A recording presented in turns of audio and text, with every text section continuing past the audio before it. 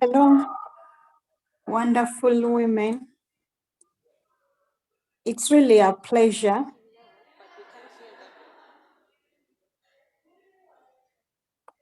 It's really a pleasure to have joined this conference and to be able to join the powerful women. Thank you so much. My name is Nalugwa Josephine, a lesbian from Uganda, but right now I'm an asylum seeker in Kenya.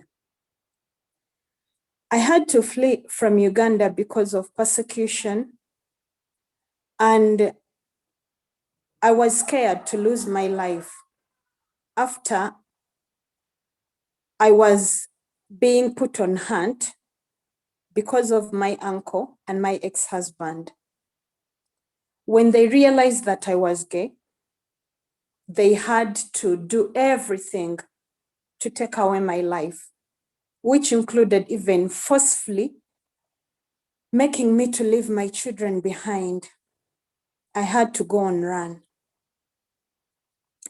Many girls, me myself, I was able to escape, but many girls in Uganda, lesbians, they are forced to go out of their houses, to go on streets where they face difficulties like being raped.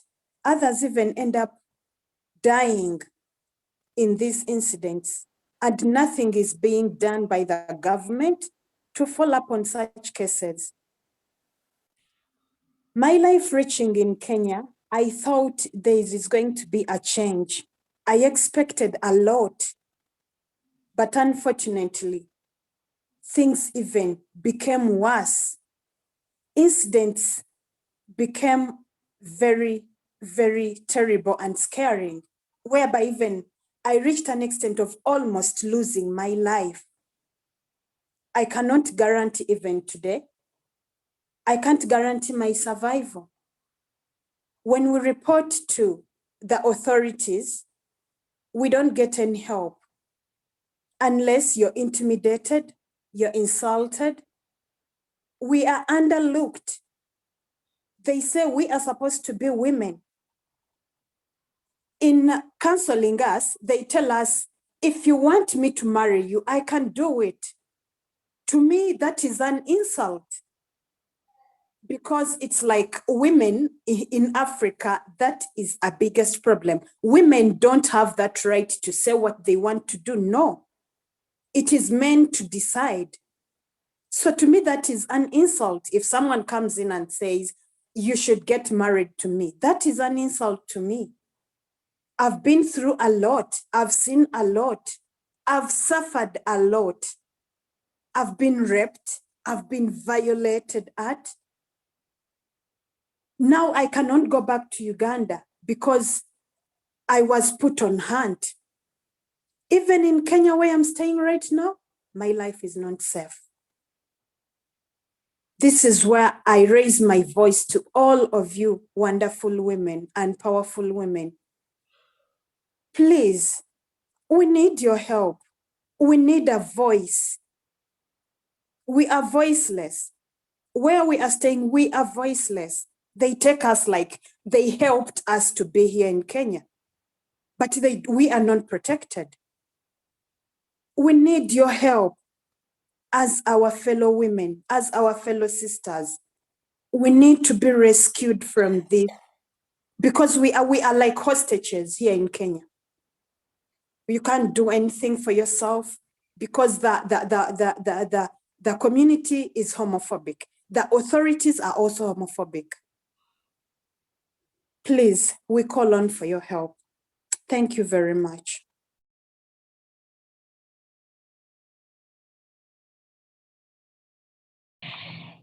Yeah, hi, beautiful women.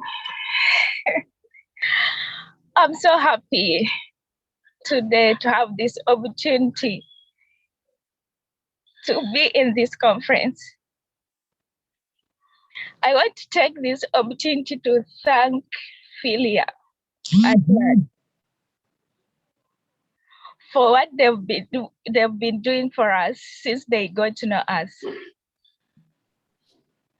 They've been just a blessing, and that's smiling right now. It's because it's failure.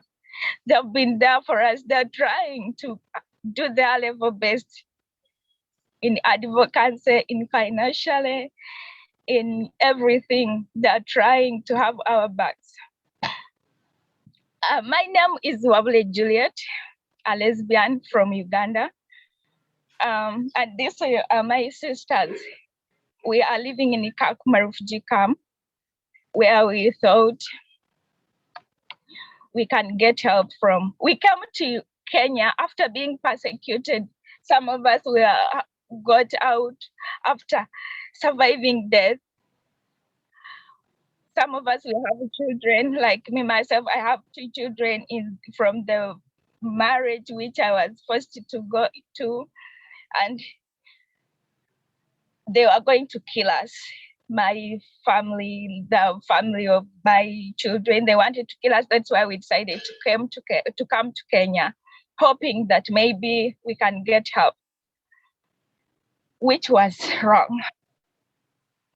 We've been in Kenya now, some of us 4 years, some of us 3 years, some 1, and some are still coming.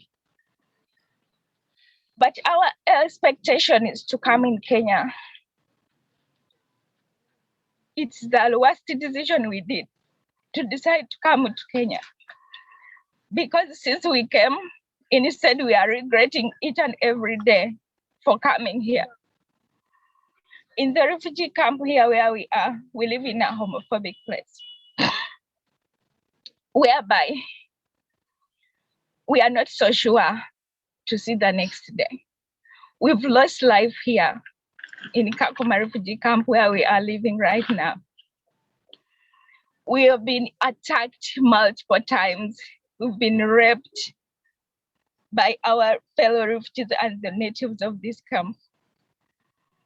We've been humiliated in front of our children. We have been stigmatized. The whole 4 years which we've lived here, our children have never gone to school. Why? Because they belong to gays.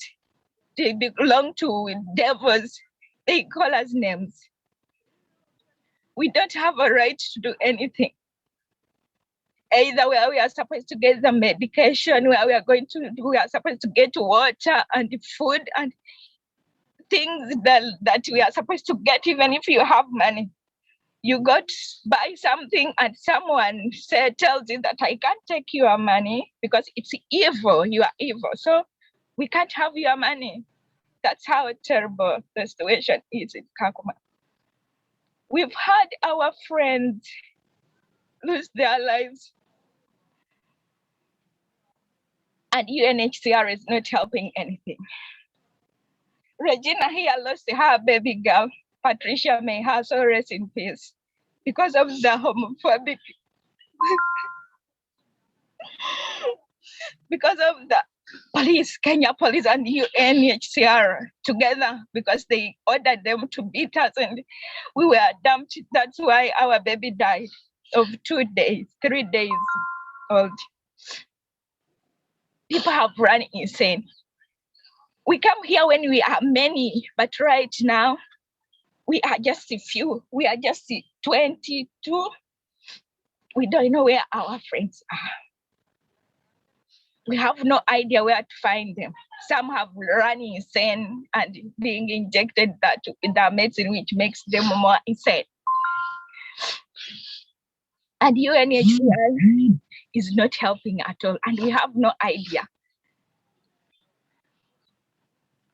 We have no idea whether we shall someday get help or we are going to die here. We had dreams. Some of us had dreams. Our friends are, our children are growing wild. They're growing. My son came when he's 9, now he's 13. For the last 4 years, he hasn't gone to school.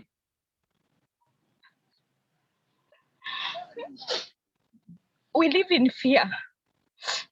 We sleep in shifts because I have to be awake and take care of my sisters, do the security for them so that they can sleep without being hurt. At least someone have to be awake for the rest to sleep. It's a bad situation down here. We no longer go to police because when we go there, what they say is, you women, you are supposed to be somewhere in your husband's kitchen preparing for them food, and in the kitchen washing utensils. That's why they say they don't help us. So we have to take care of ourselves. We have to do the security. We have to do everything in our power to make sure that we survive. So for that reason, I call upon every woman. I know women are powerful and women have a voice and they can be heard. We call upon everyone who can stand for us, who can help us financially in advocating. We know there are some who can't advocate, but you can do something. Our children don't have even food to eat. They are getting malnourished. We want to also be like people, like helpful people to have life. We want to be in the community also whereby we can have people in our symphony. So we call upon everyone who can help, who can do anything for this bad situation, because here it's hell. We have long days. Every day is a long day. And we are hopeless. We have no idea on which day we are going to get out of this situation. So please, do what you can do. If there's anything you can do about this to help the human rights defenders, the women who can defend women, or anyone who can say that maybe, what's this? The sponsor, private sponsorship, if someone can volunteer to sponsor, especially women who have small children who can't help themselves, please do something. Thank you so much for listening to me.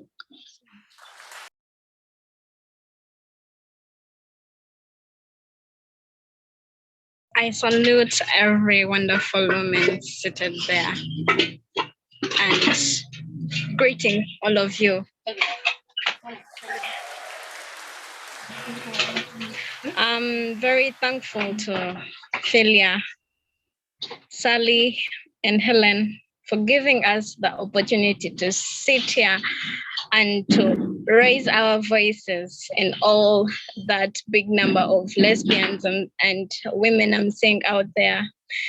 I'm really so happy that my words right now are going to be spread to all of you, and I know you're going to stand up for us.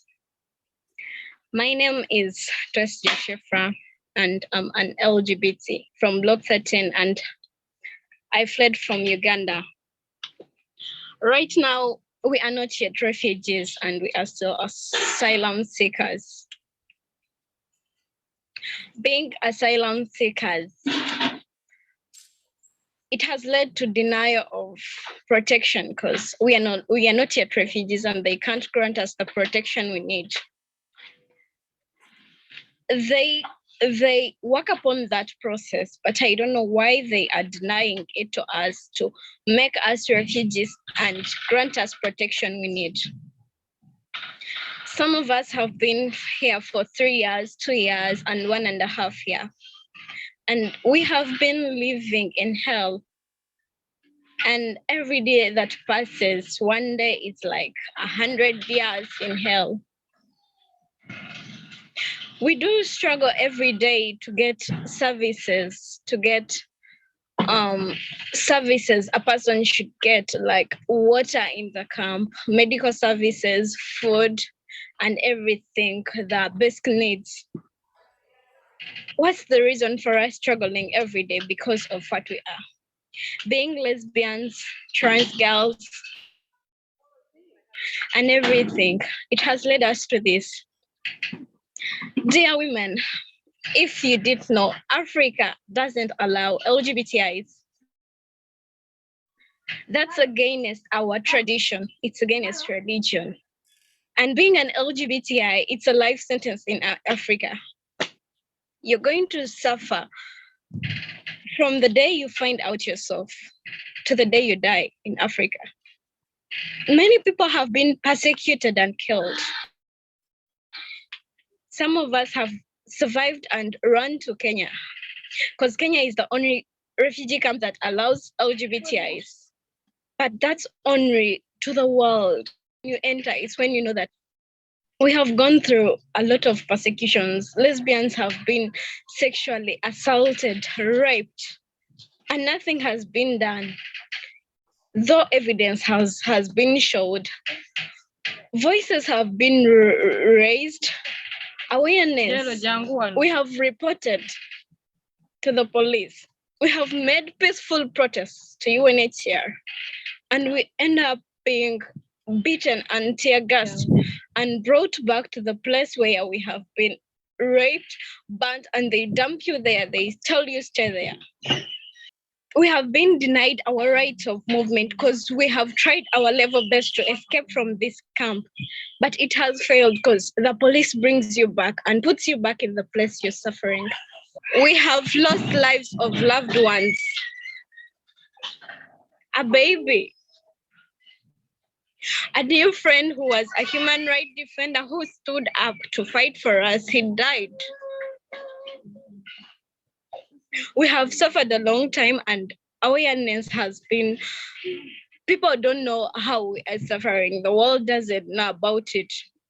UNHCR is showing another mask, is putting on a mask, showing something else, yet the LGBTI asylum seekers are suffering. Today, because we have been given an opportunity to be in this conference and talk to you, I do believe that women here have the power. Women here, you have the power to do everything. I know you can stand with us. You can be in solidarity with Block 13. I know a peaceful protest can come out from anywhere in the world because of the suffering of the LGBTIs in Block 13.